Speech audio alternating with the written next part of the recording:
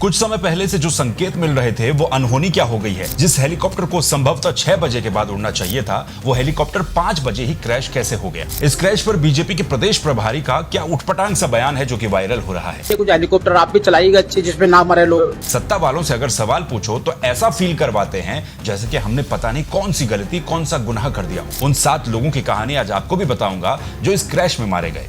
आगे बढ़ने से पहले अगर आपने अभी तक इस चैनल को सब्सक्राइब नहीं किया है यूट्यूब पर, तो सब्सक्राइब कर दीजिए, वीडियो को लाइक कर दीजिए और अपनी बात कमेंट बॉक्स में जरूर रखें। हेलीकॉप्टर क्रैश पर कुछ भी कहने और सुनने से पहले जरा कुछ लोगों की कहानियां सुनिए, क्योंकि ये सरकारें और ये कंपनियां, इनके लिए बड़ा आसान होगा ये कहना कि मौसम खराब था, टेक्निकल बातें होती हैं, अब हम जांच करेंगे, एसओपी बनाएंगे, ऐसा करेंगे, वैसा फरका देंगे, मुआवजा दे देंगे।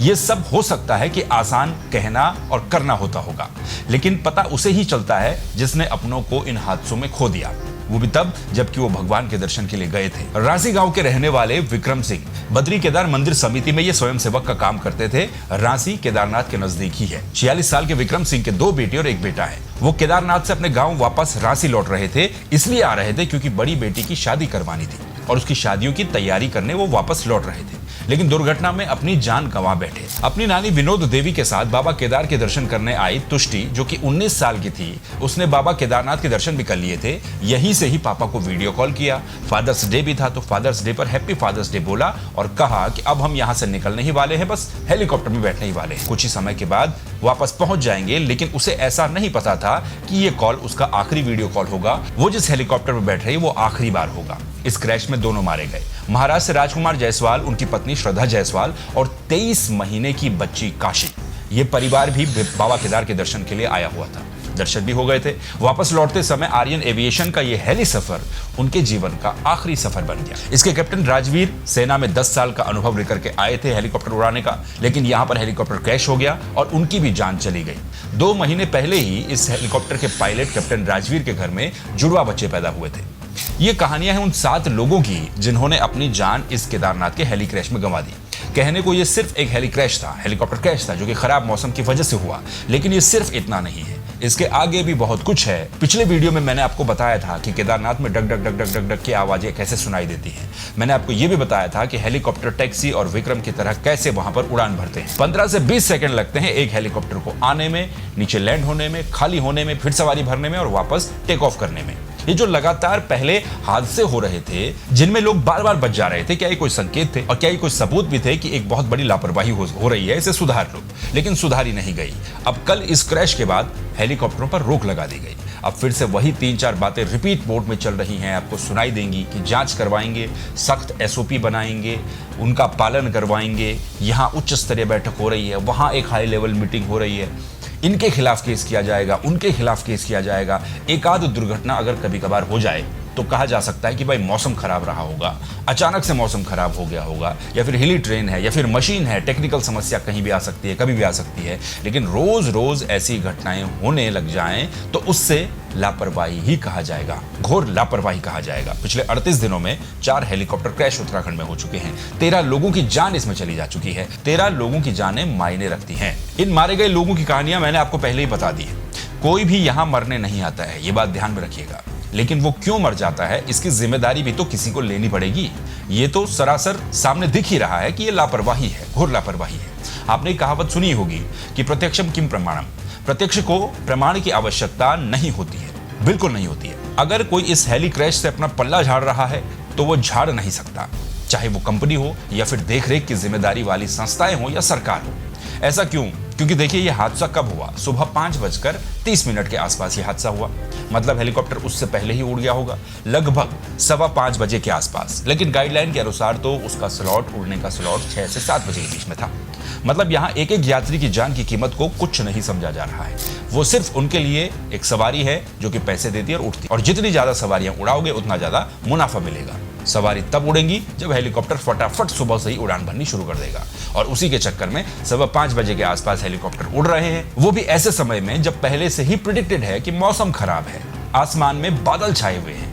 अब पुलिस स्टेशन सोनप्रयाग में आर्यन एविएशन कंपनी के खिलाफ एक तहरीर दी गई है, मतलब केस दर्ज किया गया है इस कंपनी के खिलाफ। इस तहरीर के अनुसार मौसम खराब होने के बावजूद उड़ान भरने और एसओपी का स्पष्ट उल्लंघन करने को कारण बताया गया है। राजस्व उप निरीक्षक की जांच में यह बताया जा रहा है कि यह भी बात सामने आई है कि आर्यन एविएशन के मैनेजर और इसके अकाउंटेबल मैनेजर के द्वारा जानबूझकर एसओपी का पालन नहीं किया गया। ये प्रशासनिक बातें हैं जो कही गई हैं थाने में। प्रशासनिक रिपोर्ट में इन दोनों को दोषी मानते हुए कठोर कार्रवाई करने की संस्तुति भी दी गई है। सोनप्रयाग कोतवाली में केस इसके खिलाफ दर्ज किया गया है। लेकिन गौर से सोचिए, जरा गौर से सोचिए, क्या गलती सिर्फ इन्हीं दो लोगों की रही होगी? वो तो ये हेलीकॉप्टर क्रैश हो गया तो ये सब बातें सामने आ गई कि 5:15 बजे हेलीकॉप्टर कहां से उड़ गया। लेकिन भैया हेलीकॉप्टर 5 बजे कैसे उड़ा, 5:30 बजे क्रैश कैसे हो गया, जबकि उड़ना तो 6 बजे चाहिए था, 6 बजे के बाद चाहिए था। अगर ये क्रैश न होता तो किसी को ये सब बातें पता ही नहीं चलती। और ऐसे ही न जाने कितने हेलीकॉप्टर नियमों को ताक पर रख करके उड़ते होंगे जो कि किसी को पता नहीं चलता। तो भी मतलब साफ है कि एसओपी और गाइडलाइन सिर्फ कागजों में ही है। बिजनेस को और मोटा करने के लिए ऐसी पता नहीं कितनी उड़ानें भरी जाती होंगी। अब कंपनी को तो बिजनेस करना है, वो आई ही पैसा कमाने के लिए है। भले ही कोई भी कंपनी मैनेजर या फिर पायलट ये कभी नहीं चाहेगा कि उसका हेलीकॉप्टर क्रैश हो जाए, कौन चाहेगा? लेकिन व्यापारी तो ये चाहेगा कि उसका व्यापार मस्त हो। अब सरकार की तो इस हिसाब से कोई जिम्मेदारी है ही नहीं। जब एसओपी का पालन ही नहीं होना है, जब गाइडलाइन को फॉलो ही नहीं करना है या फिर करवाना है, तो काहे की सरकार और काहे के जिम्मेदार? इस हेलीकॉप्टर को उड़ाने वाले पायलट कैप्टन राजवीर के पास 10 साल का सेना का अनुभव था, सेना में हेलीकॉप्टर उड़ाने का अनुभव था। लेकिन केदार घाटी में वो पहली बार हेलीकॉप्टर उड़ा रहे थे। बात अनुभव की भी नहीं है, खराब मौसम था। लेकिन फिर से बात वहीं पर आकर के अटकती है कि जब मौसम खराब था तो सुबह 5:15 बजे उड़ने की परमिशन किसने दी और क्यों दी? बहुत सारी चीजें हैं। अब विपक्ष सरकार पर आरोप लगा रहा है। सरकार कह रही है कि ऐसे मामलों में भी विपक्ष को राजनीति ही सूझ रही है। लेकिन इसी बीच सोशल मीडिया पर एक और महापुरुष का महापुरुषों वाला एक बयान वायरल हो रहा है।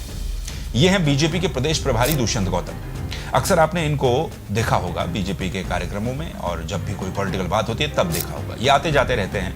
वैसे इनका लेना देना कुछ उत्तराखंड से ज्यादा खास है नहीं, बस ये पॉलिटिकली रूप से भारतीय जनता पार्टी उत्तराखंड के प्रदेश प्रभारी हैं। अब इनसे पूछ लिया गया होगा सवाल। एक तो सत्ताधारी पार्टी वालों को सवालों से लेकर के बड़ी एलर्जी है। कोई टफ चीज अगर पूछ दे तो ऐसा नहीं कि उसका ठीक ढंग से जवाब दे दें, ये तो ऐसे सोचते हैं कि पूछ करके किसी ने पता नहीं कितना बड़ा गुनाह कर दिया। ऐसा रिएक्शन देते हैं सत्ताधारी पार्टी वाले जैसे न जाने सब इनको जानबूझ करके घेरने की साजिश कर रहे हैं। अबे सत्ता वालों से न पूछा जाए तो फिर क्या इजराइल और ईरान वालों से पूछा जाए? जब इनको पूछा गया तो देखिए ये क्या कह रहे हैं। तो लोग मर भी रहे हैं, अब मृत्यु दर भी चलेगी, तो हम तो उसको दुख तो है ही उनका, लेकिन हम उनका दुख तो है ही। लेकिन आप चलाइएगा थोड़ी, आप 2-3 अच्छी योजनाएं चलाइएगा, आप उड़ान बनाइए, कुछ हेलीकॉप्टर आप भी चलाइएगा अच्छी, जिसमें ना मरे लोग। गारंटी देके चलाइएगा। कैसे बनेंगे? गारंटी देके चलाइए ना, आप तो महापुरुष हैं, चला सकते हैं। आप बना सकते हैं, आप ही चला सकते हैं, आपके हाथ में ही है मृत्यु को हाथ में। तो आपने सुन ही लिया होगा। बड़ा अफसोस होता है इन नेताओं पर, क्या क्या कहते हैं। ये पत्रकारों को ही कह रहे हैं कि आप तो महापुरुष हैं, आप ही चला लीजिए ऐसी सर्विस या फिर ऐसी हेली सेवा जिसमें गारंटी हो कि कोई मरे ही ना। मतलब इन बयानों को कौन सी क्लास और कौन सी कैटेगरी में रखा जाए ये समझ से परे है। और ये प्रदेश प्रभारी हैं।